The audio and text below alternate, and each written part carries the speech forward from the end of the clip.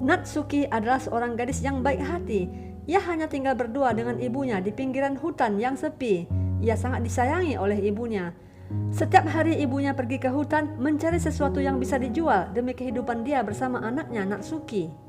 Sehingga Natsuki selalu ditinggalkan sendirian di rumah. Untuk menghilangkan rasa sepinya, Natsuki belajar katana. Ia ingin menjadi seorang samurai yang tangguh. Dan dalam pikiran Natsuki, ia sangat ingin mempunyai seorang teman untuk teman bermain dan menjajaki ilmu pedangnya atau ilmu katananya.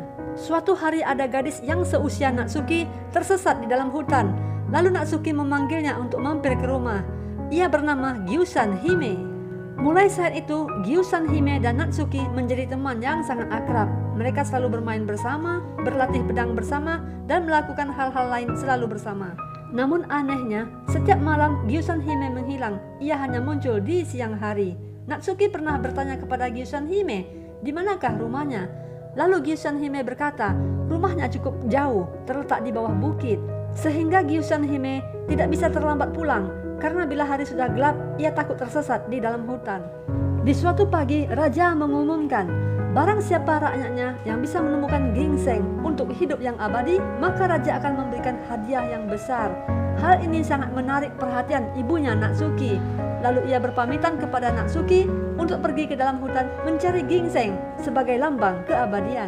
Tinggallah Natsuki seorang diri untuk waktu yang lama sampai ibunya menemukan ginseng tersebut. Karena ibunya sangat berharap menemukan ginseng agar ia mendapatkan hadiah dari sang raja. Mengetahui ibu Natsuki pergi, maka Gyusan Hime selalu datang setiap hari untuk menemani sahabatnya Natsuki. Hari itu Gyusan Hime bertanya kepada Natsuki, kemanakah ibumu pergi? Apa yang ia cari di dalam hutan? Lalu Natsuki berkata bahwa ibunya mencari pohon ginseng untuk lambang keabadian hidup. Tiba-tiba saja wajah Gyusan Hime menjadi pucat. Ia hanya duduk terdiam sambil menunduk. Sepertinya ia memikirkan sesuatu yang tidak diketahui oleh Natsuki.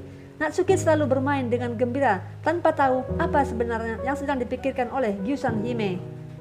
Dan hari itu Gyusan Hime menuliskan sebuah puisi, namun ia menyembunyikannya dari Natsuki. Entah puisi apa yang ia tulis. Waktu pun berlalu, hari-hari berganti, dan bulan-bulan pun bertambah. Hal yang sangat menggembirakan bagi Natsuki pun tiba. Ibunya pulang dengan membawa sebuah bongkahan ginseng yang indah dan besar. Ibunya pergi mempersembahkan bongkahan ginseng itu kepada sang raja. Lalu ibunya bersama Natsuki mendapatkan hadiah yang besar. Kehidupan mereka pun jadi berubah. Seketika mereka menjadi senang dan kaya raya.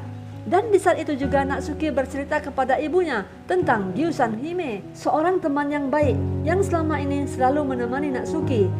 Dan Natsuki meminta kepada ibunya agar membawa Gyusan Hime untuk tinggal bersama mereka. Ibunya menyetujui karena Gyusan Hime telah menemani Natsuki selama kepergiannya. Tapi sejak hari itu Gyusan Hime tidak pernah datang lagi. Hal ini membuat Natsuki menjadi sedih. Lalu tanpa sengaja ia menemukan tulisan puisi yang ditulis oleh Gyusan Hime. Tulisan puisi itu bercerita tentang kehidupan Gyusan Hime. Natsuki, sahabatku yang baik, sebenarnya namaku bukanlah Gyusan Hime. Namaku adalah Ginseng. Aku dikutuk oleh Dewata dan aku dibuang dari langit karena aku pernah berbuat kesalahan di masa lalu. Dan sang Dewata mengutukku agar hidup abadi di bumi. Namun aku mempunyai kekuatan. Barang siapa yang meminumku atau memakan dagingku, maka ia akan menjadi kuat dan bisa hidup abadi. Dan satu hal lagi, sebenarnya aku bukanlah 16 tahun, tetapi usiaku sudah ribuan tahun. Dan aku jugalah ginseng yang dicari oleh sang raja untuk keabadian hidupnya. Natsuki, apabila aku tidak pernah datang lagi ke rumahmu, itu berarti ada orang yang sudah menemukan pohonku, atau mungkin ibumulah yang menemukan diriku. Natsuki, bila kau ingin aku hidup kembali, maka tanamlah aku dari akar-akar yang tersisa dari pohonku. Tetapi ginseng-ginseng itu nanti tidak bisa mengabadikan hidup seseorang. Ginseng-ginseng itu hanya bisa memberikan kekuatan kepada siapapun yang meminumnya atau memakan dagingnya. Salam terakhir dariku, Gyusan Hime atau Ginseng, sahabat baikmu. Ketika Natsuki melipat puisi itu, tanpa terasa air mata jatuh di pipinya. Ia sedih kehilangan Gyusan Hime yang ternyata bernama Ginseng. Natsuki menceritakan hal ini kepada ibunya. Ibunya juga sangat menyesal. Lalu Natsuki dan ibunya segera menanam ginseng dari sisa-sisa akar yang tertinggal. Pohon ginseng itu pun abadi, hidup sampai saat ini. dikenal sebagai sumber kekuatan bagi siapapun yang meminum atau memakan dagingnya. Baiklah sahabat semua, semoga video ini menghibur dan bermanfaat. Terima kasih banyak sudah menonton. Jangan lupa like, comment, share, serta subscribe channel YouTube saya. Sampai jumpa pada video-video berikutnya. Bye.